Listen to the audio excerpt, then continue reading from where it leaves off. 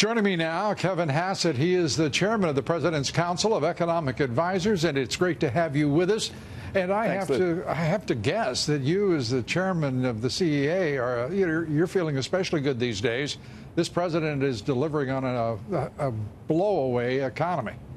Yeah, I mean, you saw the jobs report last Friday was really one of the best jobs reports I've ever seen in my whole career as an economist. And you know, one of the things that you've talked about, and really about this president, and it's something that's remarkable, is that we've now made 500,000 manufacturing jobs, right? You can remember a few years ago that it used to be, if you watched the Lou Dobbs show, we were talking about how we had lost hundreds of thousands of manufacturing jobs, and that the other administration was talking about how manufacturing was like agriculture in the last century, and it was just going to disappear. But we've made 500,000 jobs, manufacturing jobs, and you know, millions and millions of jobs since President Trump was elected. I think it's like 5 million is the number, right? And this president, Kevin, as you know, he started talking about bringing jobs back when we had heard president after president, Democrat and Republican, talking about what a wonderful, brilliant thing labor arbitrage was, outsourcing and offshoring, just a brilliant concept, and suddenly people are remembering you have to preserve this economy. You have to protect your workers, and middle class is the foundation of the country. And Lord Almighty, we have a president who believes in the country and Americans. It's such a different world.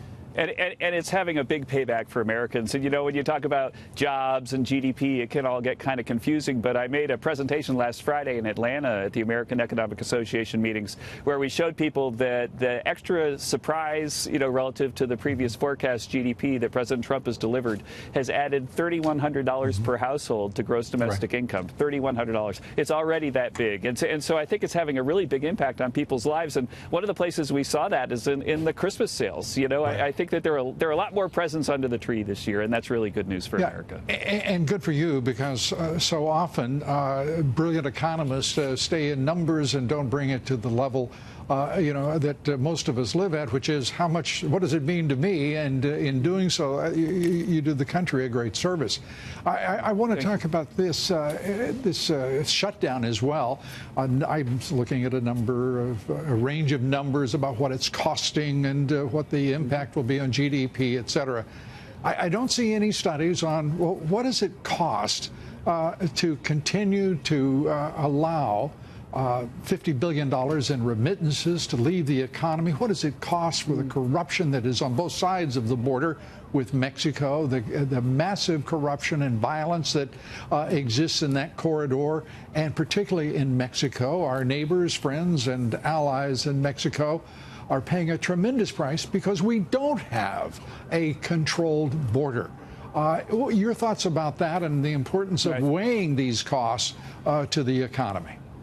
Right. Well, first I think about the economics of the border. You know, one way to think about it is that the CEA, we put out an estimate that opioids cost us about $500 billion in costs because of the opioid epidemic in this country. In 2016, I think, was our last year we had an estimate. And 70,000 lives. Yes, that's right. And a huge share of those are coming across the Mexican border. And if we could even make a tiny dent on $500 billion, then you could definitely, go a long way towards paying for increased border security.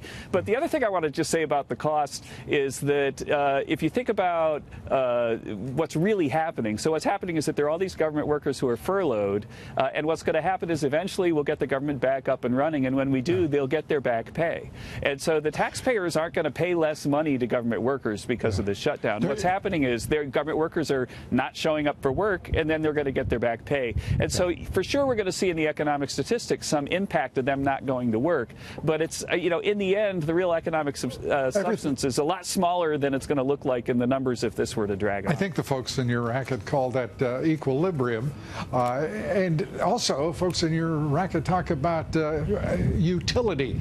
And what we're watching with illegal immigration in this country is costing us immensely in terms of public money, the taxpayers' money. Which is going to private benefit, that is, those who hire illegal immigrants who do not, in nearly every instance, pay for education, do not pay for Medicare, do not pay for the social services that illegal immigrants use. the benefit goes directly to those customers. We have to control immigration, do we not? Right. You're right that we do. And that's why the president has really drawn a line in the sand here right now. And the one other little bit of economics in this that I'd like to point out is that suppose that you believed that border security was going to improve dramatically, say 2 months from now, and you were someone who wanted to get into the country illegally. What would you do? You'd run to the border right now. Right. And so I think that this uncertainty really is adding to the turmoil at the border, and that's really simple economics. Yes, simple economics, but beyond the intellectual reach, apparently, of the radical Dems and their leaders on Capitol Hill. Hopefully, the president will change all of that. I want to go to the issue of trade talks with China. Those we're hearing, really for the first time from the Chinese, some considerable optimism about the progress of trade talks with the United States. And this seems to augur well for the president's campaign for balanced trade, not only between the United States and China, but amongst all of the trading nations of the world. And it's well past time that some leader, but we're fortunate enough to have this leader, talked about leading us toward balanced trade.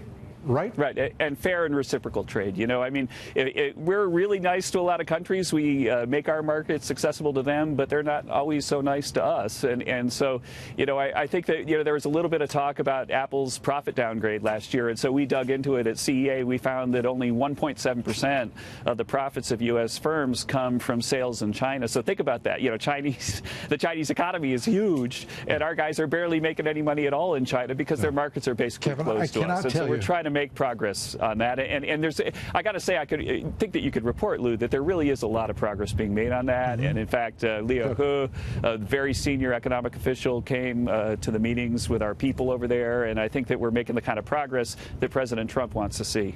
All right. Well, and the, you know, to see the European Union moving toward the president's call for fair, balanced, reciprocal trade is a big deal. The World Bank needs to move in that direction. The International Monetary Fund needs to move in that direction, as does the rest of the world. And with China moving ahead and adapting, perhaps that'll happen sooner rather than later.